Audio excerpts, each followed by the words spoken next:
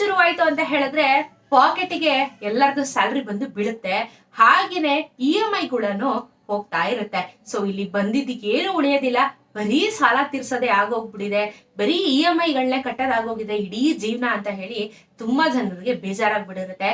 ಈ EMI correct ಆಗಿ ತಿಂಗಳು ಸ್ಟಾರ್ಟ್ ಆಗಿದ್ರಿಂದ 2ನೇ ತಾರೀಕಿಂದ 4ನೇ ತಾರೀಕು ಒಳಗಡೆ ಬ್ಯಾಂಕ್ ಅವರು ಆಟೋಮೆಟಿಕ್ ಕಟ್ ಮಾಡ್ಕೊಬಿಡ್ತಾರೆ. ಒಂದೊಂದ್ಸತಿ ನೋಟಿಫಿಕೇಶನ್ಸ್ ಕೂಡ ನಮ್ಗೆ ಬರೋದಿಲ್ಲ. ಸಡನ್ ಆಗಿ EMI ಕಟ್ ಆಗ್ಬಿಟ್ರೆ ಇಷ್ಟೆಲ್ಲ ದುಡ್ದಿದ್ದು ಪಟ್ ಅಂತ ಹೋಗ್ಬಿಡುತ್ತೆ. ಒಂದ್ ತಿನ್ನಂಗಿಲ್ಲ ಉಣ್ಣಂಗಿಲ್ಲ ಅಂತ ಹೇಳಿ ಸಿಕ್ಕಾಪಡೆ ಬೇಜಾರಾಗ್ಬಿಡುತ್ತೆ. ಕರೆಕ್ಟ್ ಅಲ್ವಾ? ಹಾಗಾಗಿ RBI ಅವರು ಹೊಸದಾಗಿ ಒಂದಷ್ಟು ರೂಲ್ಸ್ ಗಳನ್ನ ತಗೊಂಡ್ ಬಂದಿದ್ದಾರೆ. ಈ ರೂಲ್ಸ್ ಬಗ್ಗೆ ಮಾತಾಡ್ಬೇಕು, ಈ ವಿಚಾರನ ನಿಮಗೆ ಹೇಳ್ಬೇಕು, ಖುಷಿ ಆಗಿರುವಂತ ವಿಚಾರ ಅಂತ ಹೇಳಿ ಬಂದಿದ್ದೀನಿ. ಸೊ ನನ್ನ ಚಾನೆಲ್ಗೆ ಆತ್ಮೀಯವಾದ ಸ್ವಾಗತ ಸುಸ್ವಾಗತ. ನಾನು ನಿಮ್ಮ ಸ್ವಾತಿ. ಸೊ ಇನ್ನು ನನ್ನ ಚಾನೆಲ್ ಸಬ್ಸ್ಕ್ರೈಬ್ ಮಾಡಿಲ್ಲ ಅಂದ್ರೆ ದಯವಿಟ್ಟು ಸಬ್ಸ್ಕ್ರೈಬ್ ಮಾಡಿ, ಬೆಂಬಲನ ತೋರಿಸಿ, ಅನಿಸಿಕೆ ಅಭಿಪ್ರಾಯನ ಕಮೆಂಟ್ ಸೆಕ್ಷನ್ ಅಲ್ಲಿ ತಿಳಿಸಿ ಅಂತ ಹೇಳ್ತಾ ವಿಡಿಯೋನ ಶುರು ಮಾಡ್ತಾ ಇದ್ದೀನಿ. ಹಾಗೆ ಇನ್ನೊಂದು ಇಂಪಾರ್ಟೆಂಟ್, ನನ್ನ ಟೆಲಿಗ್ರಾಮ್ ಚಾನೆಲ್ಗೆ ಕೂಡ ನೀವು ಜಾಯಿನ್ ಆಗ್ಬೋದು ಅಂತ ಹೇಳ್ತಾ ವಿಡಿಯೋನ ಶುರು ಮಾಡ್ಕೊಳ್ಳಲ್ಲ.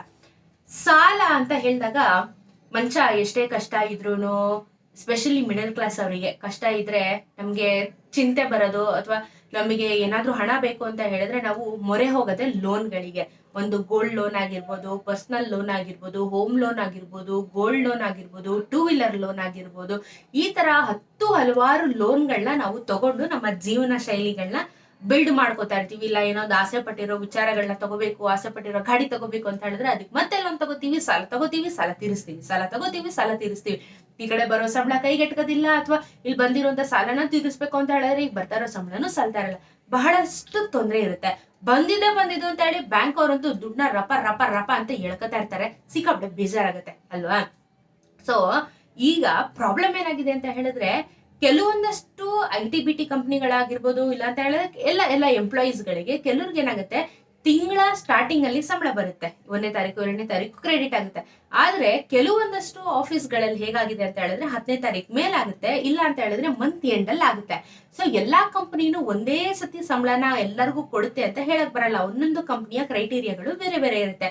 ಹಾಗಾಗಿ ಬ್ಯಾಂಕ್ ಅವ್ರು ಏನ್ ಮಾಡ್ತಿದ್ರು ಇಷ್ಟು ವರ್ಷ ಅಂತ ಹೇಳಿದ್ರೆ, 2ನೇ ತಾರೀಕಿಂದ 4ನೇ ತಾರೀಕು ಒಳಗಡೆ ನಿಮ್ಗೆ ಸಂಬಳ ಇರ್ಲಿ ಬರ್ದೆ ಇರ್ಲಿ ನಮ್ಗೆ ಏನ್ ಆಗ್ಬೇಕು ಗುರು ಅಂತ ಹೇಳ್ಬಿಟ್ಟು ಸಾಲನ ಕಟ್ ಮಾಡ್ಕೊಬಿಡೋರು. ಜನ ಏನ್ ಮಾಡೋರು ಅಂದ್ರೆ, ಅಯ್ಯೋ ಇನ್ನೇನ್ ಲೋನ್ ಹೋಗ್ಬಿಡುತ್ತಲ್ಲ, EMI ಹೋಗ್ಬಿಡುತ್ತಲ್ಲ ಅಂತ ಹೇಳಿ ಸಾಲ ಮಾಡ್ಕೊಬಂದು ಅಕೌಂಟ್ ಅಲ್ಲಿ ಕಾಸು ಹಾಕೋರು. ಕಾಸು ಹಾಕಿ ಅಮೌಂಟ್ ಕಟ್ಟಾದ್ಮೇಲೆ ಇವ್ರಿಗೆ ಸಂಬಳ ಬಂದ್ಮೇಲೆ ಆ ಸಾಲನ ಬೇರೆಯವ್ರಿಗೆ ತೀರ್ಸೋರು. ಕರೆಕ್ಟ್ ಅಲ್ವಾ? ಸೊ ಸರ್ಕಾರ ಇವಾಗ RBI ಹೊಸ ರೂಲ್ಸ್ ನ ತಗೊಂಡ್ಬಿಟ್ಟಿದೆ. ಏನು ಅಂತ ಹೇಳಿದ್ರೆ, ನಾವು ಆಕ್ಚುಲಿ RBI ಅವರು ಆಲ್ರೆಡಿ ವಾರ್ನಿಂಗ್ ನ ಕೊಟ್ಟಿದ್ದಾರೆ ಬ್ಯಾಂಕ್ ಅವರಿಗೆ, ಬಟ್ ಬ್ಯಾಂಕ್ ಅವರು ಇದನ್ನ ಕನ್ಸಿಡರೇಷನ್ ಮಾಡ್ತಾ ಇರಲಿಲ್ಲ. ಸೊ ಗ್ರೇಸ್ ಪೀರಿಯಡ್ ಅಂತ ಹೇಳಿ ಒಂದು ಅನುಕೂಲನ ಇವಾಗ ಮಾಡಿ ಅಂತ ಹೇಳಿ ಮತ್ತೆ ರಿಕ್ವೆಸ್ಟ್ ನ ಹಾಕಿರುವಂತದ್ದು. ಹಾಗೆ ರಿಕ್ವೆಸ್ಟ್ ಅಲ್ಲ, ಆಕ್ಚುಲಿ ರೂಲ್ಸ್ ನ ಮಾಡಿ ಅಂತ ಹೇಳಿದೆ. ಗ್ರೇಸ್ ಪೀರಿಯಡ್ ಅಂದ್ರೆ ಏನು ಅಂತ ಹೇಳ್ತೀನಿ. ಈಗ ನಾನು ಹೇಳ್ದಂಗೆ ಸಂಬಳ ಎಲ್ಲರಿಗೂ ಒಂದೇ ಸಮಯಕ್ಕೆ ಬರಲ್ಲ. ಈಗ ನನ್ಗೆ ಸಂಬಳ 2ನೇ ತಾರೀಕು ಬರ್ತಾ ಇದೆ ಅಂತ ಇಟ್ಕೊಳ್ಳೋಣ. 2ನೇ ತಾರೀಕು ಬರ್ತಾ ಇದೆ ಅಂತ ಹೇಳಿದ್ರೆ ನನಗೆ 1 ವಾರ 2ನೇ ತಾರೀಕಿಂದ ಮತ್ತೆ 1 ವಾರ ನನಗೆ ಟೈಮ್ ನ ಬ್ಯಾಂಕ್ ಅವರು ಕೊಡ್ಬೇಕಾಗತ್ತೆ. ಯಾಕೆ ಅಂದ್ರೆ ಇವಾಗ ನನ್ನ ಹತ್ರ ಇನ್ನು 2ನೇ ತಾರೀಕು ಅಂದ್ರೆ 3ನೇ ತಾರೀಕು ಅಕೌಂಟ್ ಕ್ರೆಡಿಟ್ ಆಗ್ಬೋದು, ನನ್ನ ಹತ್ರ ಹಣ ಇರೋದಿಲ್ಲ. ಸೊ ಇಲ್ಲಿ 1 ವಾರ ಟೈಮ್ ನ ಕೊಟ್ಟಾಗ ಏನಾಗುತ್ತೆ, ಎನಿವೇಸ್ ಈ ಹಣನ ನಾವು ಕಟ್ಲೇಬೇಕು, EMI ನ. ಇಲ್ಲ ಅಂತ ಹೇಳಿದ್ರೆ ಎಕ್ಸ್ಟ್ರಾ ಫೈನ್ ಹಾಕ್ತಾರೆ, ನಿಮ್ಗೂ ಗೊತ್ತದು. ಸೊ 4ನೇ ತಾರೀಕಿಗೆ ನಾವು ಲೋನ್ ಕಟ್ಟಬೇಕು ಅಂತ ಇದ್ರೆ ಅಟ್ಲೀಸ್ಟ್ 6ನೇ ತಾರೀಕು 7ನೇ ತಾರೀಕು ಏನೋ ಒಂದು ಅಡ್ಜಸ್ಟ್ಮೆಂಟ್ ಮಾಡಿ ನಾವು ಹಣನ ಕಟ್ಟಿ EMI ನ ತೀರಿಸಬಹುದು ಅಂತ ಕಾನ್ಸೆಪ್ಟ್. ಹಾಗಾಗಿ ಇನ್ ಮುಂದೆ ಬ್ಯಾಂಕ್ ಅವ್ರು ಏನ್ ಮಾಡ್ಬೇಕು ಅಂತ ಹೇಳಿದ್ರೆ, EMI ಕಟ್ಟಾಗಕ್ಕಿಂತ ಮುಂಚೆ ನಿಮಗೆ ಒಂದು ಮೆಸೇಜೋ ಮೇಲೋ ನೋಟಿಫಿಕೇಶನ್ ಬರುತ್ತೆ. ಓಕೆನಾ? ಅದನ್ನ ಚೆಕ್ ಮಾಡ್ಕೊಂಡು ನಿಮ್ಗೆ ಲಾಸ್ಟ್ ಡೇಟ್ ಯಾವತ್ತಿದೆ ಅದ್ರ ಮೇಲೆ ನಿಮ್ಗೆ 1 ವಾರ ಎಕ್ಸ್ಟೆನ್ಷನ್ಸ್ ನ ಕೊಡ್ತಾ ಇದ್ದಾರೆ. ಯಾಕೆ ಅಂದ್ರೆ ಎಲ್ಲಾರ್ಗು ಆರಾಮಾಗಿ ಸಾಲ ತೀರಿಸಿ, ಬ್ಯಾಂಕ್ ಅಲ್ಲಿ ಅಕೌಂಟ್ ಅಲ್ಲಿ ಕಾಸಿಲ್ಲ ಅಂತ ಹೇಳಿದ್ರು ಪ್ರೆಷರೈಸ್ ಆಗೋದು, ಫೈನ್ ಹೋಗೋದು, ಇದೆಲ್ಲ ನಡೀತಾ ಇರುತ್ತೆ. ಇದನ್ನೆಲ್ಲ ಸ್ಟಾಪ್ ಮಾಡ್ಬೇಕು ಅಂತ ಹೇಳಿ RBI ಅವರು ಈ ರೀತಿಯಾಗಿರುವಂತ ಒಂದು ವಿಚಾರನ ತಗೊಂಡ್ ಬಂದಿದ್ದಾರೆ. ಸೊ ಇನ್ ಮುಂದೆ ನೀವು EMI ಗಳನ್ನ ಕಟ್ಟಬೇಕು ಅಂತ ಹೇಳಿದಾಗ ಜಾಸ್ತಿ ಟೆನ್ಷನ್ ಮಾಡ್ಕೋಬೇಡಿ. ಯಾಕೆ ಅಂದ್ರೆ 1 ವಾರ ಟೈಮ್ ನ ಕೊಡ್ತಾ ಇದ್ದಾರೆ, ನಿಮ್ಮ ಡೇಟ್ ಗಿಂತ 1 ವಾರ ಸಮಯ ಅವಕಾಶ ಎಕ್ಸ್ಟ್ರಾನ ಎಕ್ಸ್ಟೆಂಡ್ ಮಾಡ್ತಾ ಇದ್ದಾರೆ. ಸೊ EMI ನ ಇನ್ ಮುಂದೆ ಆರಾಮಾಗಿ ಪೀಸ್ ಆಗಿ ಕಟ್ಟಿ ಹರಿಬರಿ ಬೇಡ.